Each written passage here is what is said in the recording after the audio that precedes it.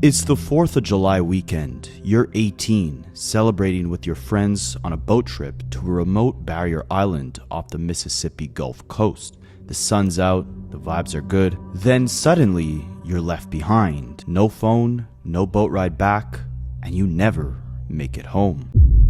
That was the reality on July 4th, 2026 for 18-year-old Nolan Xavier Wells, a standout student athlete and a beloved son who mysteriously vanished on Horn Island. Just days later, his body was found in the water near the northwestern tip of that same island. What started as a holiday getaway with friends turned into a nightmare that has left his family devastated and demanding answers. Friends reportedly left him on the island due to boat issues. He planned to catch another ride, but something went terribly wrong.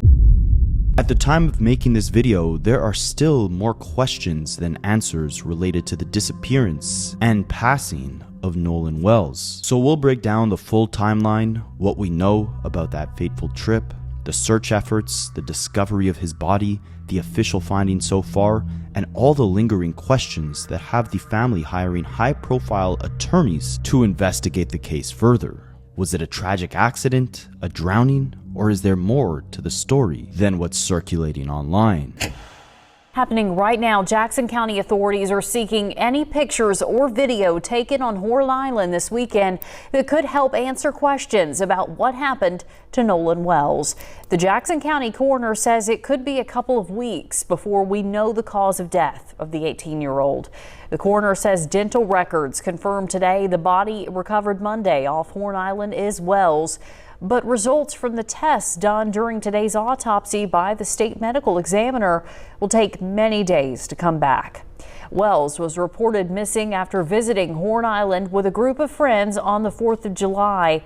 His family is now grieving their beloved son and a life gone too soon. Before that dark 4th of July weekend, Nolan Xavier Wells was a bright light in Ocean Springs, Mississippi. An 18-year-old with a promising future ahead of him. Born and raised in the Gulf Coast community, Nolan actually graduated in 2025 from Ocean Springs High School, where he stood out as a multi-sport athlete.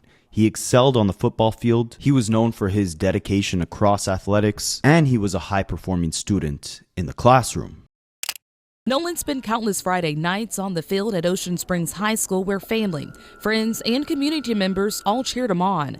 And just like on game nights, the community is still supporting Nolan and standing in solidarity with his family. Comments like these have been flooding the internet, many sharing love and prayers.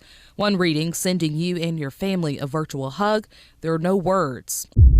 After high school, Nolan continued his football journey as a wide receiver at the Southwest Mississippi Community College, where he also studied business. Nolan had a bright future ahead of him, and with his tragic loss, his community definitely emphasized that. His college put out a post in memory of him saying, "Today we pause alongside our partners at Southwest Mississippi Community College and our community to honor the memory of student-athlete Nolan Wells. Our heartfelt condolences go out to his family, friends, coaches, teachers, teammates, and the entire Southwest family. We pray that God grants comfort, strength, and peace to all who are grieving this tremendous loss."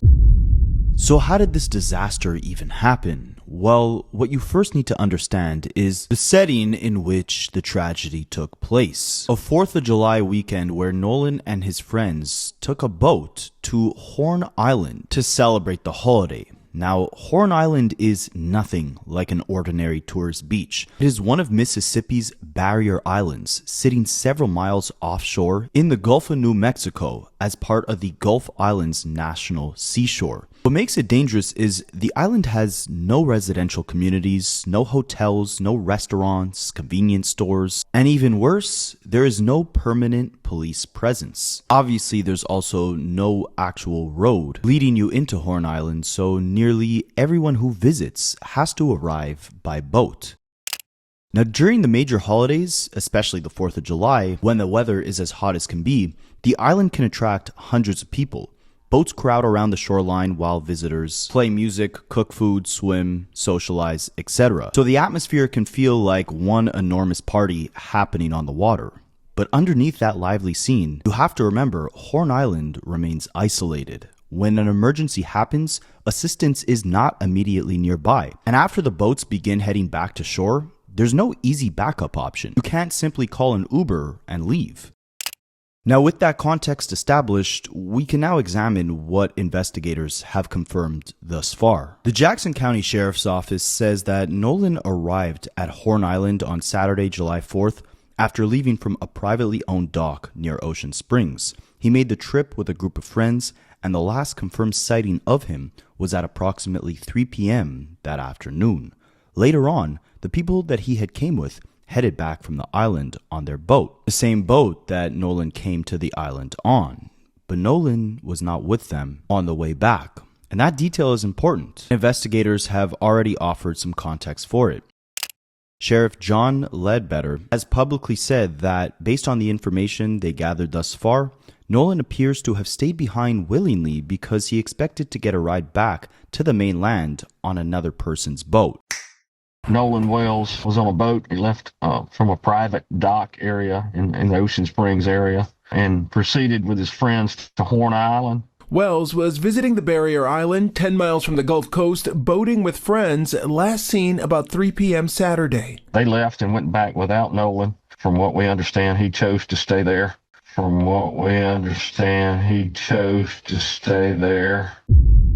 I was told that there was a boat he thought he was going to get on that was leaving and that he might have been trying to swim to it. The only problem I have with that story is that if the people in the boat knew he was trying to swim to it and they saw him getting carried off with the current, they would have known about it. They would have been able to react to it. Not only that, even if that wasn't the case, if he went into the water at all and became distressed, it was so crowded that day that it seems hard to believe that nobody would have noticed a distressed swimmer in the water. Again, it's a story I was told. There's a lot of reasons why I question it. What I do know is that he went out there with a number of boys that has been his regular friend group since he was young. They were ready to leave at about 3 o'clock. They told him it's time to go. I was told he had started talking to a young lady and he wanted to hang back and keep talking to her, and that he would believe that he could get another ride. Now, some people have been criticizing, saying, "Oh, you never leave your friend." Well, technically, they didn't leave him. He requested to stay behind. And if you know anything about how these barrier islands are and how they're used recreationally, people go out there on one boat, they might come back on another boat. Like it's almost like a community ferry system, because not everybody has a boat, and you might jump on with another group of friends, whatnot. What we have to find out is, after his friends left, who was Nolan in contact with? Who did he believe he was supposed to get a ride back with? Did that boat give him a ride? Did he get on any boat? How did he end up in the water? Did he wade into the water on his own? Did he get on a boat and fall off? That's what we have to find out. On those particular islands, you're not allowed to camp out or be there after dark. And so the rangers, as it gets to be sunset, they start running around looking for if there's still any boaters or people out there saying, "Hey guys, it's time to go home." So I would not think that Nolan was just wandering around the island when it got dark. My instinct tells me that he got off the island, either tried to swim off or got off on a boat and somehow ended up in the water. But because of the Rangers' presence, I don't think it's likely that he just spent the night on the island or was there after dark. So this is where a lot of questions come into play. And there's going to be even more questions as we dig deeper into this story. According to investigators, Nolan decides to stay on the island, leaving his friends that he came with behind because he thought he'd get a ride on another boat. Officers also say that by the time it gets dark on the island, rangers start patrolling, making sure that everybody safely leaves the island on their boats. So that likely means if Nolan was still hanging around by the time it was getting dark, someone would have spotted him and safely got him off of the island. So let's dig into what else we know. Another person who was allegedly on a separate boat on the island posted a picture where Nolan can seemingly be faintly spotted, and she said, "We were parked right next to the boat that Nolan came on, and he was nowhere in sight when we left at 7:30 p.m. So what do we know so far? Nolan goes to the island. His friends last have contact with him at 3 p.m. They end up leaving at 4:30 p.m. Nolan stays behind. But by the time a boat that was right next to Nolan and his friends left, way later, by 7:30, Nolan was nowhere in sight. Now, so far, there's one piece to this story that we haven't yet touched on, and that was that investigators believe Nolan actually left his friends when they left on their boat. He stayed behind on the island because he was talking to a girl. That girl goes by the name of Katie McCormick. Her sister posted on Facebook saying the following. Katie had a conversation and assumed that Nolan was getting ready to get on the boat that he came out in. Katie made it home because she was on another boat with different people. Katie was safe because my brother and sister-in-law went and got her. Katie assumed the quote-unquote friends telling Nolan to get on the boat would not have left him. Me and my family have talked, called, and are sending up prayers to bring Nolan home. We have given all the answers we can to his mom and authorities. While Katie's sister spoke up, social media activity from all parties involved is very strange, to say the least. Let's start off with what we've seen from Nolan's quote-unquote friends, the very friends that he traveled to the island with. You would think that after Nolan Wells was pronounced unalive and his body was found, his friends would be putting out posts saying, rest in peace, oh my God, something. But no, everybody is dead silent. Every last person that was there has deleted their Instagram, their Facebook, their social media. Everybody's gone quiet, including the parents. Okay, y'all, including the parents, including a judge attached to one of those kids. Everybody's going media silent.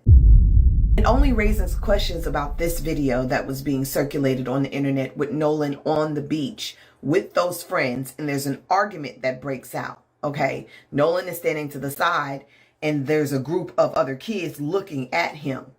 What was that argument about? Katie also spoke with someone saying that she did not get on the boat with Nolan. She got on a boat with someone else because her friends and family told her to get her ass on. Nolan was supposed to get on a boat with his friends. It never happened. She doesn't know what happened. Now, the altercation that people are claiming Nolan could be heard having with his friends can be seen in the following video. I just want to emphasize that it's very faint in terms of what you can hear, what you can see. But if you pay close enough attention, you can hear people yelling, seemingly at each other in the background.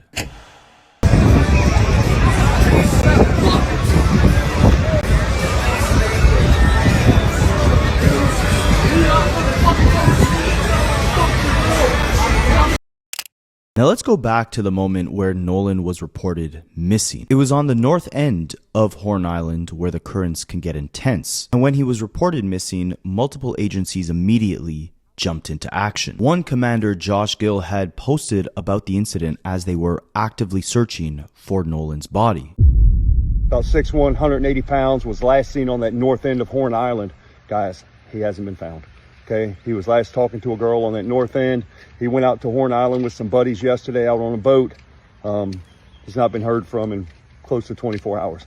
So guys, if you're out there fishing, if you're out there, jet skiing, doing whatever you guys are doing, keep your eyes out for Nolan. Unfortunately, shortly after this post was made, Nolan's mother had confirmed the tragic loss of her son. She posted on Facebook saying, I want to thank our friends, family, community, United Cajun Navy, local law enforcement, and everyone involved for all the love, support, resources over the last few days. His father, our family, friends, and I are absolutely devastated. I'm heartbroken for my sweet son who was always willing to cheer and uplift others. Nolan was a special soul. God took his time creating our son. I ask that you please give me and my family time to grieve. And Nolan's family had actually set up a GoFundMe, which I'm going to link in the description of this video.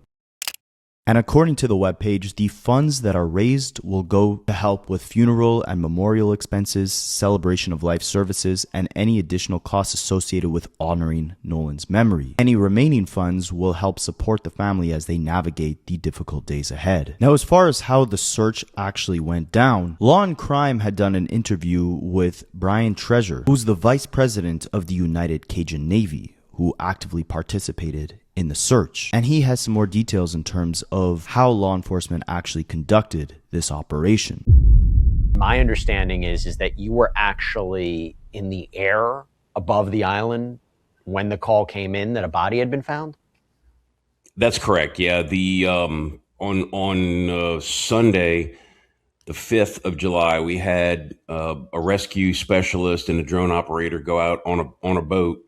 And they spent several hours out there on the island and around the island. and they were not successful in finding any clues. So that's when we decided to do aerial reconnaissance. Yesterday morning at first light, I went up in a single engine fixed wing aircraft and flew basically a grid around Horn Island, Ship Island, which are barrier islands just south of Biloxi and Pascagoula, Mississippi, down to Chandelier Islands, which is actually part of Louisiana, but just due south of those barrier islands, and looking for any kind of activity. And then, as we flew over the northwest tip of Horn Island, going back north, we noticed there was a couple of boats beached up on the beach that were not there before, and I could look down and I could see that something was going on. And then we made a circle around. By that time, a lot more law enforcement boats were showing up, and before you know it, they had probably a dozen boats huddled up on the beach there. So we knew that they were setting up a command center. Now, you might be wondering, because Brian had said that they started searching in helicopters on July 5th, when did they actually get that first call that Nolan was missing? Well, that actually happened on the evening of July 4th, just hours after his quote-unquote friends had left on the very boat that Nolan had came to the island on. So I think we got the first call on the evening of the 4th of July when it was starting to get dark, and Nolan still, nobody had heard from him, and he wasn't home. And then I believe that the next morning on the 5th, I think somebody took his mother out on a boat back to the island to look around, and that's when we started calling some of our volunteers from our Mississippi chapter, and mobilized a couple of volunteers, like I said, in a boat, and went out there and started searching.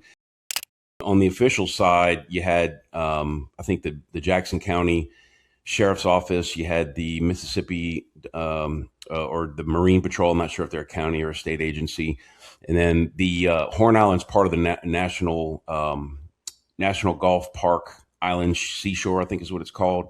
And they have park rangers who do a great job keeping a lot of recreational boaters and swimmers and stuff safe. And it was one of those rangers that actually ended up discovering Nolan's remains yesterday morning about 8:45 Central. So it was on the morning of July 6th, 2 days after Nolan made it to the island, that they actually had found his remains. And Brian had also commented on the state that they actually found Nolan's body in. I saw the body from about 300 feet in the air, so I wouldn't be able to tell you like exact condition. I can tell you that it did not appear to be waterlogged. It was only in the water for a couple days. Nevertheless, the sheriff's office put out a statement saying that they had no reason to believe it was not Nolan, so I think they were pretty confident it was. I think the reason for the delay in the official announcement is that I don't think the coroner can sign the death certificate until he gets DNA evidence proving it is the person they're saying is deceased, is actually them. I think it's just a formality, to be honest with you, but I believe that the family or somebody in the family did identify Nolan, and because they put out their own statement acknowledging that it was his remains that were found and that he had in fact died. Just to clarify something, why wasn't the body spotted earlier? I think that I can tell you that I've started flying over the island, that part of the island where the body washed up, approximately 6:30 a.m. And I believe he was spotted by a park ranger at 8:45. My belief is that he just washed up within that time period because we were flying kind of a long grid north and south. And I think he just washed up, and park ranger just doing his normal runs in the morning. But also, too, given the situation, I'm sure they were a little more hyper aware and probably a little more head on a swivel on the island, knowing what happened and what was going on. But yeah, I was told that it was about 8:45 when a ranger spotted, called it in, because I did see a long line of emergency boats coming in heading southwest toward the northwest tip of the island. And I thought it was just another search party going out, but I think they were actually responding to that call.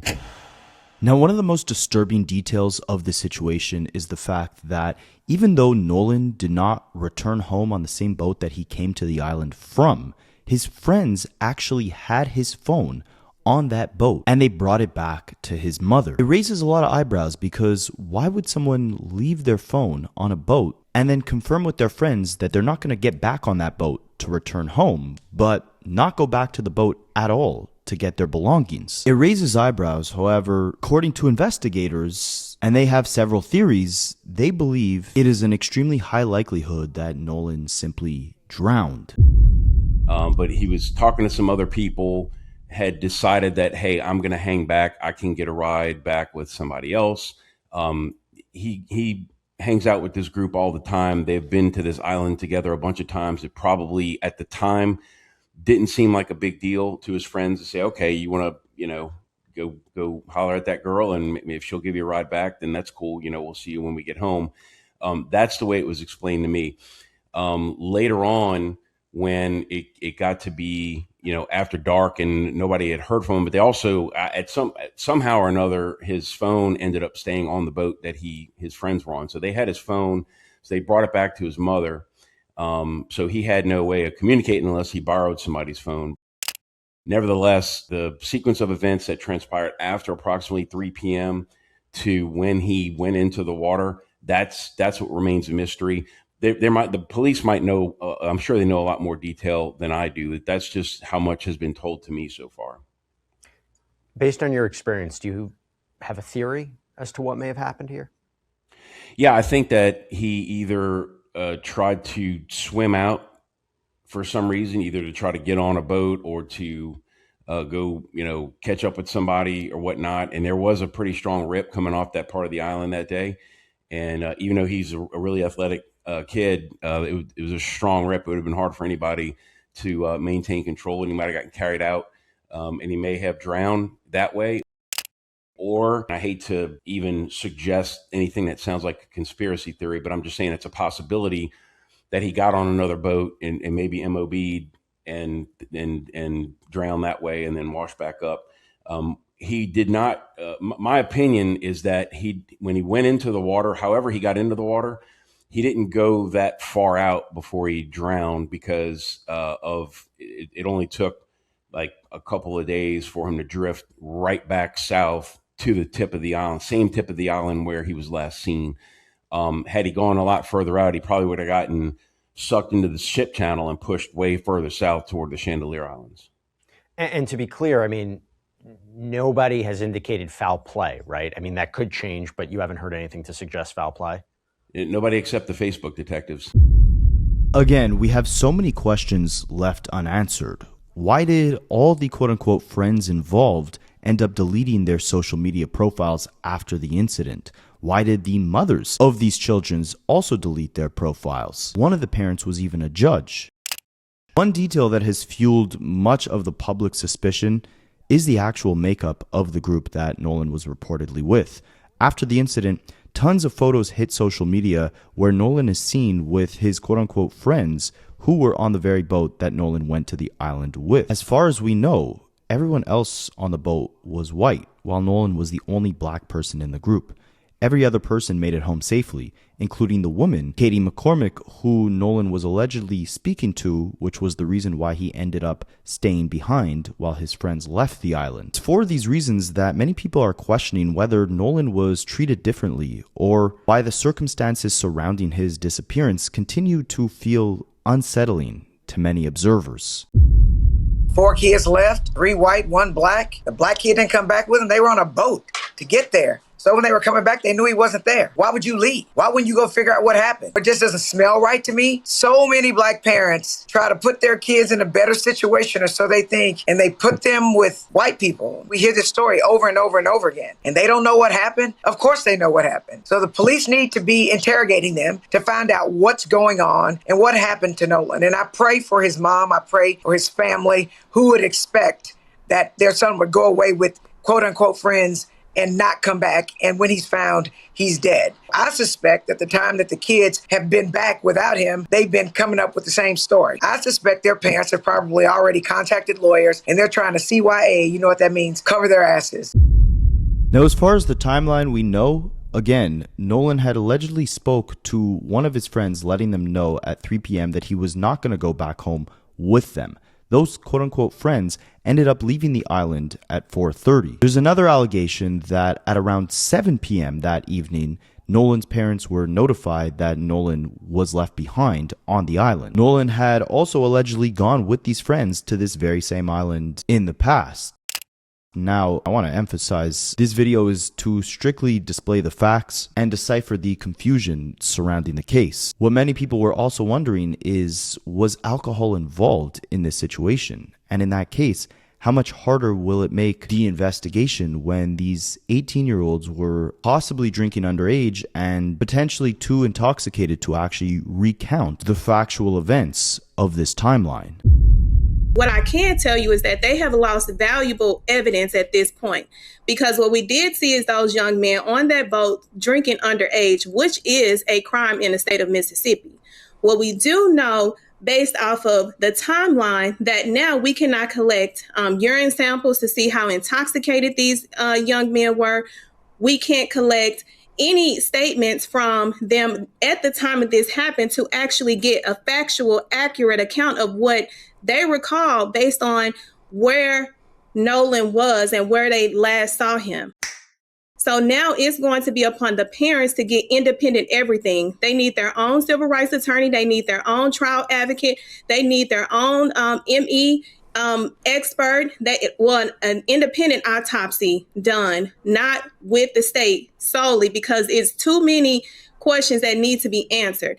They're going to need a forensic phone specialist in order to determine what was going on with them phones, who made contact, who was talked to after the fact, what was the last contact with Nolan based off of cell phone service.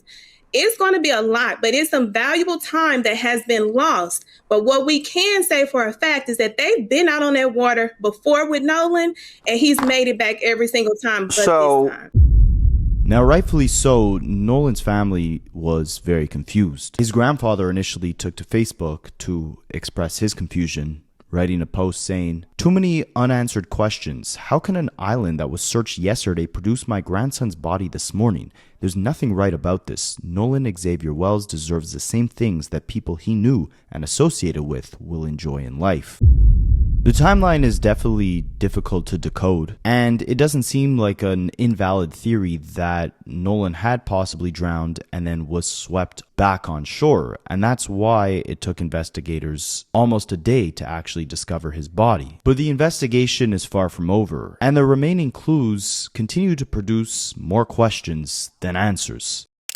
While the medical examiners did confirm that the body was in fact Nolan, and even though an autopsy has been conducted, the cause and manner of death have not been released publicly because officials claim that toxicology results can take up to 2 weeks to come back. So while investigators believe that Nolan had drowned, foul play has not yet been thrown out the window. And with such an open timeline, like when Nolan was last seen, how he ended up in the water by himself, this has led Nolan's family to actually hire an attorney by the name of Ben Crump. Ben Crump has represented the families in the George Floyd case, the Breonna Taylor case. He's represented Trayvon Martin's family, many high-profile civil rights cases, and he released a statement saying, Nolan Wells was a beloved son, teammate, and friend who went out to celebrate the 4th of July and never came home. He said the family deserves answers, deserves the truth, and he's calling publicly for a full and transparent investigation. Now, why would a family bring in an attorney like Crump this early, before even the toxicology results are back? Well, for one thing, there are real open questions about the timeline, about what actually happened between 3 p.m. when Nolan was last seen and whenever he ended up in the water.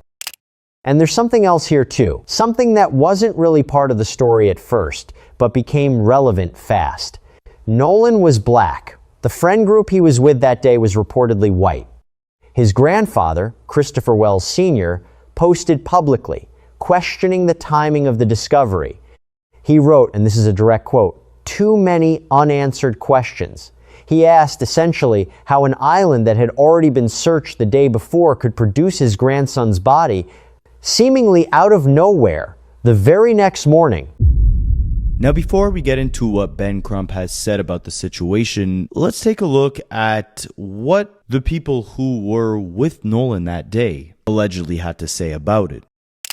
When the family announced the search efforts for Nolan, Katie, the girl that Nolan was talking to on the island, she reached out to the family. She apparently was cooperative and told them everything that she knew. She went to the island with the family to help look for Nolan. But the same level of cooperation and concern they received from Katie can't be said for Nolan's friends that he rode on the boat with to the island, like Wyatt, Warren, and Eric, because they were allegedly out to eat the next day while everybody was outside looking for Nolan. And when they were approached and asked why they weren't out looking for Nolan, they were out here eating with no care in the world, according to one of Nolan's friends, their answer was really sketchy and really bothersome. They wouldn't give his phone back to his parents, and they were seen eating out the next day. Wow. And when somebody asked them, like, hey, why aren't you out looking for your friend? They said, y'all already think we did it. If that conversation actually happened, if that's true, the reason why that would be considered suspicious and bothersome is because this is the day after. This is July 5th. Everybody is outside looking for Nolan. Right now, he's being considered missing.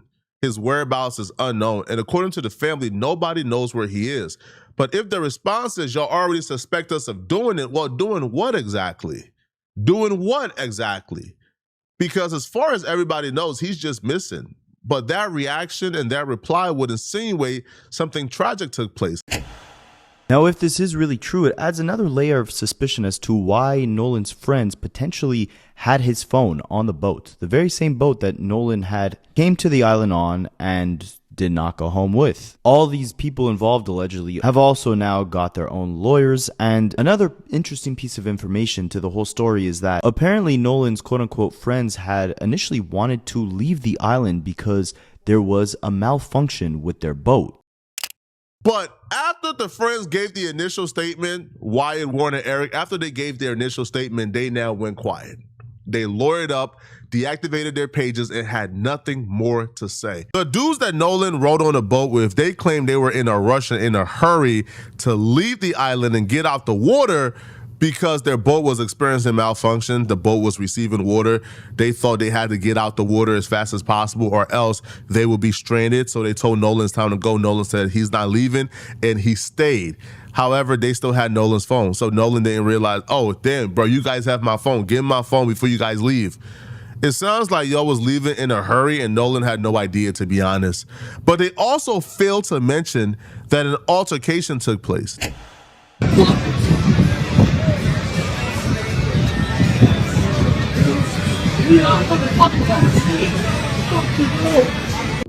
So what exactly happened from you guys' side?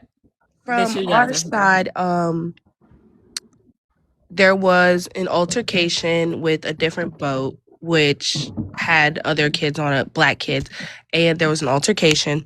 There was a fight, something happened, and they went back to their respective boats or whatever. And when his best friend was on the other boat, so when he went to go like check up on Nolan and everything after the fight, Nolan's boat was gone, but they had stayed for a couple more hours. When they got back to land, they had his phone. So Nolan didn't even have his phone. The phone was at one of the boys' houses, and they didn't want to give it to his parents, and they had to send somebody to go get the phone from his house. That's why, like, when we checked his location, everybody was like thinking that it wasn't serious because we saw his location. It said he was in Ocean Springs, Mississippi, like at his house. They wouldn't give his phone back to his parents. But the story that they keep trying to push out to everybody is that the boat was sinking and taking on water, and they were telling Nolan that he needed to get on the boat, but Nolan wanted to stay back with a girl that he never met, which he wouldn't have done. Because if that was like, we're all from the same surrounding areas, she goes to Moss Point, which is like 20 minutes away. Why could you not hang out on land when you got back? If the boat that you came in was sinking and you knew that. And so that was like the crazy thing is that they're talking about, oh, the boat was sinking, and he didn't want to get on the boat and the boat had to get towed back. But if that was the case and he said he wanted to stay there, why did you take his phone back and not leave him on an island without a way to get home? Now, aside from the people that Nolan had traveled to the island with, There was another one of Nolan's close friends, Javon, who also made his way to the island on a separate boat, and he claims to have communicated with Nolan last at around 4 p.m. on the day Nolan went missing. That's about an hour after Nolan's quote-unquote friends who he came to the island with had told Nolan that there was a malfunction with their boat and they were planning on leaving soon. Now, these two guys were Nolan's friends. On the right, we have Javon Williams, who is his best friend. He's 17. And on the left, we have his friend, Trace Carter. Now, his best friend, Javon, said that he was supposed to be traveling on the same boat as his friend Nolan, but that boat quickly filled up, and Williams rode out on a different boat, but he saw Wells on the island later that day. He believes the last time he saw him was at 4:00 p.m. on that Saturday. Now, he also claims that Wells visited with the girl, and he said he also chatted up with several friends in a crowd. According to Williams, both men left their phones on the boat that Wells rode out on. Williams later retrieved his phone, while Wells' mother found her son's phone through location services. Wells was last seen near the western tip of Horn Island, where the current is strong. Trace Carter talked to Wells before the island trip. Carter told Wells, "Just hit me up when you get back. Just be careful, bro. Watch out for yourself." Wells responded, "I'll hit you up later." So everyone is saying that he was supposed to be on someone else's boat, but whose boat was he supposed to be on? And did those people know that they were supposed to give him a ride? What happened after everyone separated? How did you still leave with his phone? Those are all questions that investigators are trying to answer. And unlike the other kids who had quickly deactivated their social media profiles after this tragedy took place, Javon, who again was on the island with Nolan just on a separate boat, he was possibly one of the last people to have actually communicated with Nolan. He did not deactivate his Instagram. Instead, he actually put up a post commemorating his friend Nolan. While many of the, quote, friends turned their back and deleted their accounts, Javon kept his up. He says, "Oh boy, where do I even start? Nolan, you were truly a blessing in my life, man. From the day I met you, since we were kids, we just clicked. You always took me under your wing and showed me what a true friendship and brotherhood should be. I'm missing you more than anything, man. You never failed to pick me up if I was feeling down and always put a smile on my face or made me laugh. You were someone that everyone should want to be around because you were such a blessing. I'll cherish our memories forever. I'm extremely grateful to meet someone like you. Our friendship is irreplaceable. I love you so much, man. It hurts me bad knowing I won't be able to speak to you every day, but this isn't a goodbye, brother. This is simply just see you later. I love you, man. Get your rest. I'll do anything to hear your laugh one last time, man." Now that's how you stand up for your friend.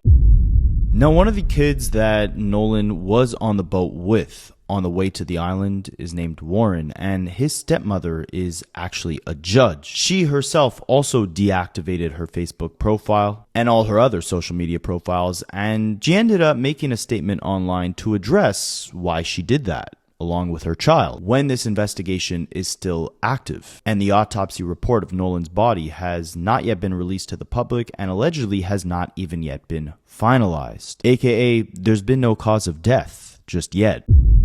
She said, "Our family, along with the community, grieves the loss of Nolan Wells. Our thoughts and prayers are with Nolan's family. Our son, Warren, loved Nolan dearly. Unfortunately, I feel that it's appropriate for our family to dispel some rumors with facts based upon the social media attention that is being diverted away from the Wells family and their loss. Yes, I deactivated my Facebook. Given the very heightened emotional state of social media right now, I fear for the safety of my child and my children. My husband and I have 6 children and we covet their privacy. We do not believe it's appropriate for our minor children's photographs to be circulated throughout the internet, presenting potential threats to their safety. I graduated high school with Christine Wells Wownsley. We're from the same community. I have the utmost respect for her and the Wells family. We mourn the loss of Nolan with them. Our prayers have been and will continue to be with them. My husband and I were not at Horn Island at any point at the 4th of July. No one in our family is trying to in any way impede with the investigation by law enforcement or to otherwise hamper the family and law enforcement's quests for answers. Warren was interviewed by the Jackson County Sheriff's Department and cooperated fully. He saw Nolan last around 3 p.m. on July 4th. They left the island around 4:30 p.m. when the boat was taking on water and they had an issue with the bilge pump. Nolan made a decision to stay on the island and return inland later with another group of friends. Yes, I am a judge, but I also value transparency. I apologize if anyone was offended that I deleted my social media. There were no nefarious motivations in deleting my social media. Social media has a lot of positives, but a whole lot of negatives. We live in a world of clickbaiting. Sad, but true. My family's hopeful that this information will help to redirect the attention to the Wells family and their grief and their need for our community's support. Now, of course, the community that Nolan grew up in is in a very rough place currently, and it's led to some other interesting activity throughout social media. Remember again that Nolan was staying behind on the island allegedly because he was talking to a woman by the name of Katie McCormick. Well, someone posted on Facebook saying, "I'm standing behind Katie McCormick. I understand y'all don't know her, but me and 1,000 other of us have literally slept, ate, and partied at the McCormick house. Don't forget that's Dixie's child." And Katie had allegedly commented under this post saying, "What's understood don't have to be said. I love y'all. Just pray for his family and his friends. I'm good, and all I can do is pray for healing over them. This is a terrible situation, all in all." Now, what gets even darker in this case is the findings that Ben Crump had brought to the public. Again, that's the attorney that Nolan Wells' family had hired. And he claims that when Nolan's phone was returned to the parents by Nolan's quote-unquote friends, the very same friends that he initially went to the island with, there were allegedly text messages on Nolan's phone that had been deleted. As far as we know, his mother, Christine, and his father, Elmo, say they haven't gotten any answers. They, have been asked to turn over his cell phone to the Mississippi law enforcement authorities. But even that is troubling to them because they're saying messages that were deleted from his cell phone. So they want to try to dot every I and cross every T and investigate everything. They said it's very improbable that Nolan would not have wanted his cell phone with him if he was going to stay on the island. The deleted text messages on his phone? His parents found that? Who found that out? No, well, they got his phone, so they're trying to figure out there's deletions on the phone, and they're trying to look at what is that about. There's so many inconsistencies going on. And so we're going to have with our investigators and our associates, we're going to list all the inconsistencies down. We just got onto the case yesterday. Mm-hmm. So we have been staying up late with the family, talking to friends, talking to people who were there on that 4th of July, trying to piece together what really happened to Nolan Wells. Now, the thing that raises the most concern to me is that if Nolan was truly drowning, we're talking about an island with hundreds of people. How did no one end up seeing him get pushed into the water, struggling in the water? Investigators had said that by the time it gets dark on that island, anyone who's there to party and enjoy themselves are told to leave. If there's law enforcement doing their rounds at that point, it means that Nolan must have disappeared before they were able to kick everybody off the island for the night. And if that's the case, then that means that it must have been daylight when he ended up losing his life. And if he was truly struggling in the water, wouldn't someone have been able to see him and save him? The thing that gets even more troubling is, remember, Nolan's other friend Javon, who was on a separate boat, had spoke to Nolan at 4 p.m. Everyone else in the story has a almost contradictory recap of the events. The group of people that Nolan actually came to the island with claimed that he stayed back and was going to take a separate boat home because he was talking to a girl named Katie. However, Katie says that Nolan had planned on going home with the same group of people that he came to the island with. So which one is it? And why is this not a bigger point of contention in law enforcement's investigation? They've been very quick to say that they believe confidently no foul play has been involved, allegedly, and that Nolan drowned. We know that he was with his friends. They went out on Horn Island, as Charles said. He was the only black teenager that was there. And, all of them came back safely on the boat with his cell phone, Harvey. But Nolan's body was found washed up on the shore on Monday morning. His family is not accepting that it was an accidental drowning.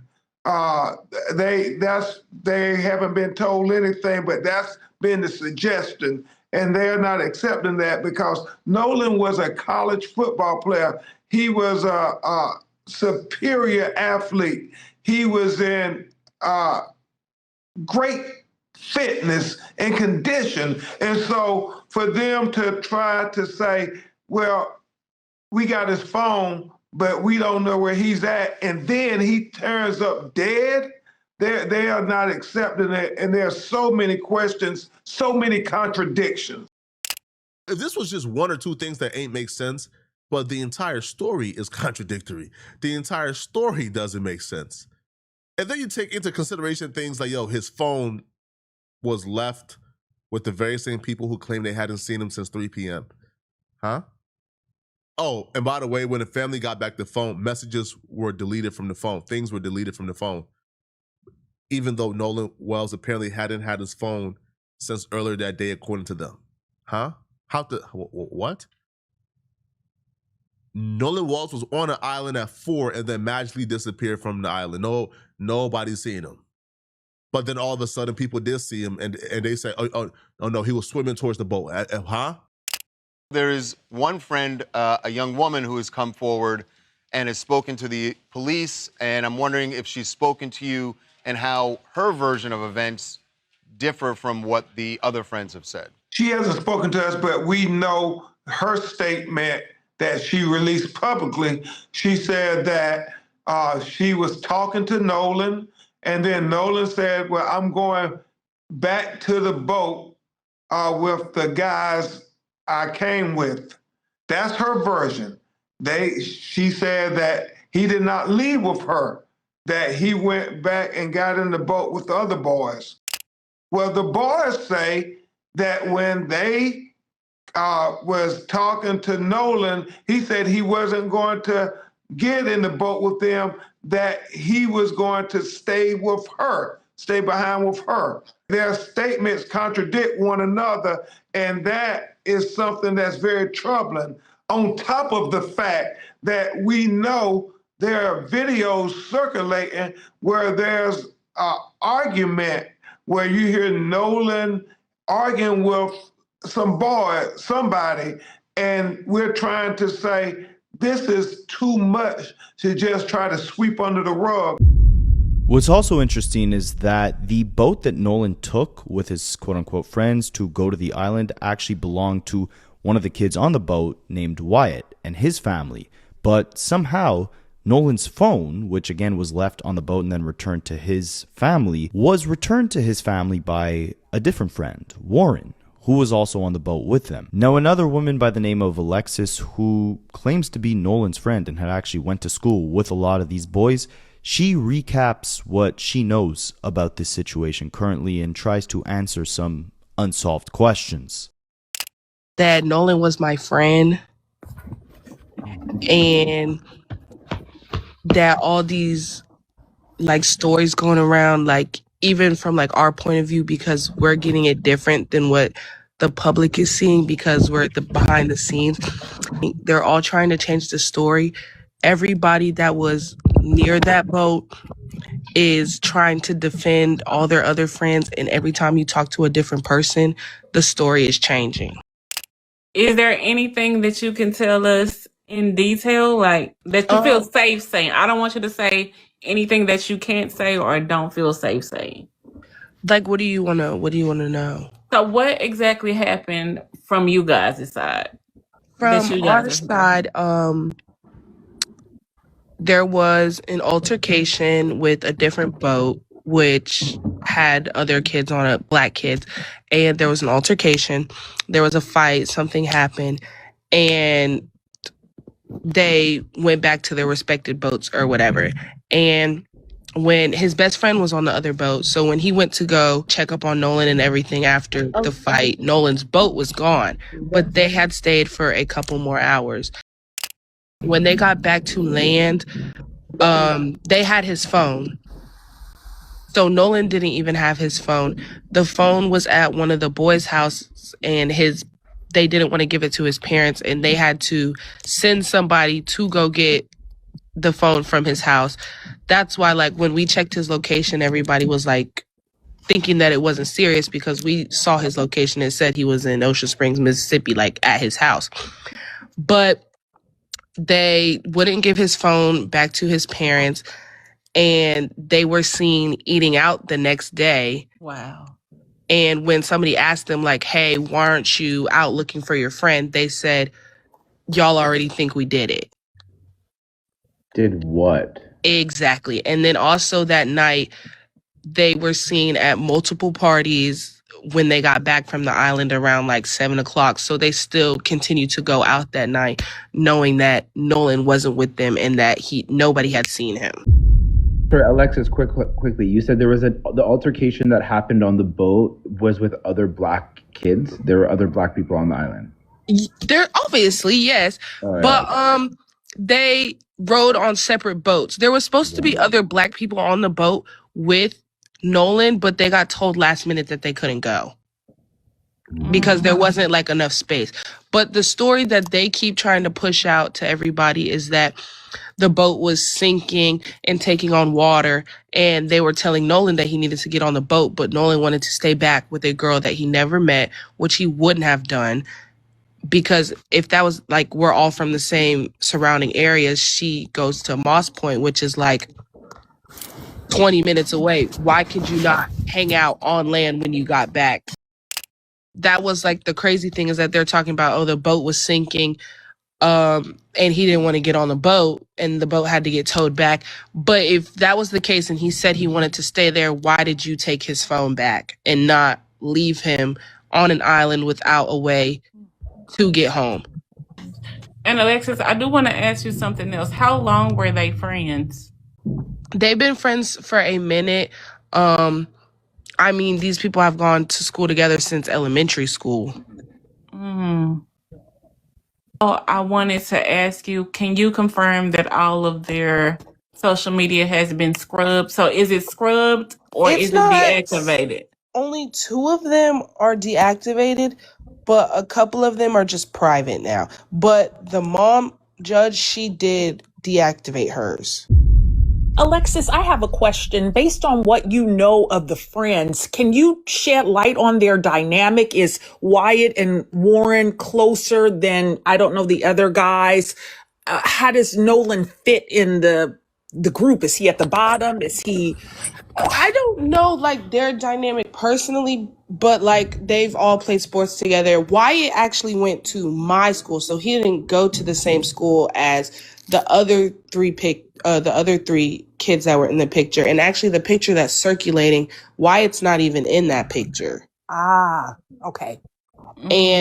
But the person that was to the left of him with the long hair and the black glasses, that's probably who he was the closest with. But the other ones, like, they're just friends that have been together. Like, we've all been at people's parties. Everybody hosts different ones. So, like, we all know each other from each other. So the blue glasses is who he really doesn't know. I'm looking at the picture now. The people. No, with he the blue knows glasses. all of them. But if he was, like, to be closer to somebody, it would be the boy that was wearing the black glasses. Okay. Yeah, Wyatt is he was the quarterback for Biloxi.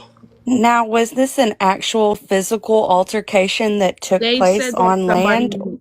Or somebody did get in a fight and that somebody got hit, but this was on land. It wasn't in the water.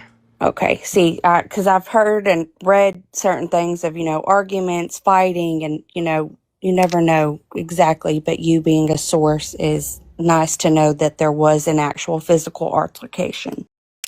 That's what I also think, because his best friend was on the other boat that had, like, the altercation or whatever. And when the fight and everything happened, they went to their separate boats. It's like their thing.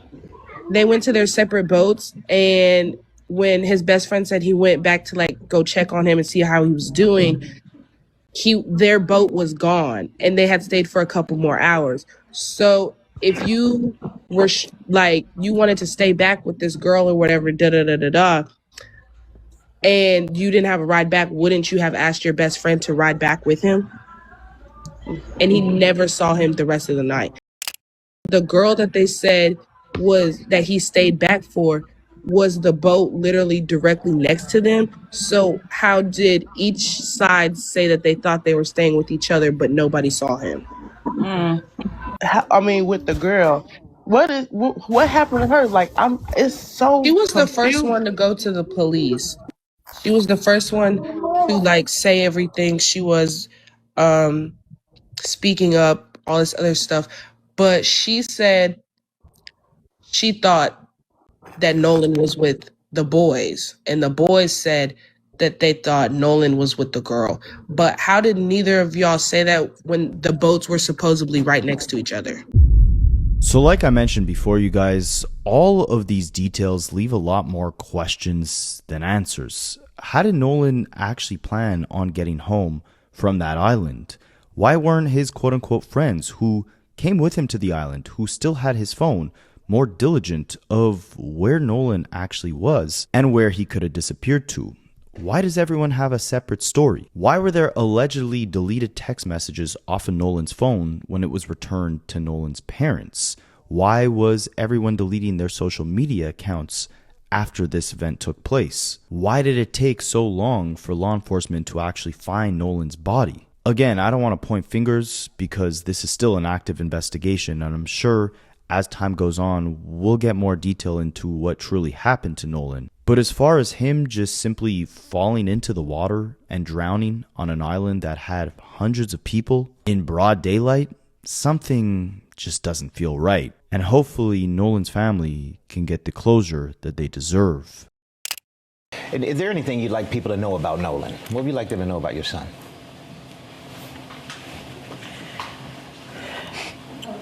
No, okay. Nolan. Take your time. Nolan was very loving. He was liked by all. It was not a friend he couldn't make. Nolan was just like this bright light, right? Walk into a room, his smile, his energy was just so infectious. Like it's almost like he drew you into him. And he was just one of those people, like he always wanted everyone to be included. He didn't want anyone to feel left out. I remember one of his teachers emailing us. I can't remember what grade he was in, but basically it was math class. They had a special needs student, and she asked a question, and Nolan got everyone to put their hands down because he wanted that student to answer.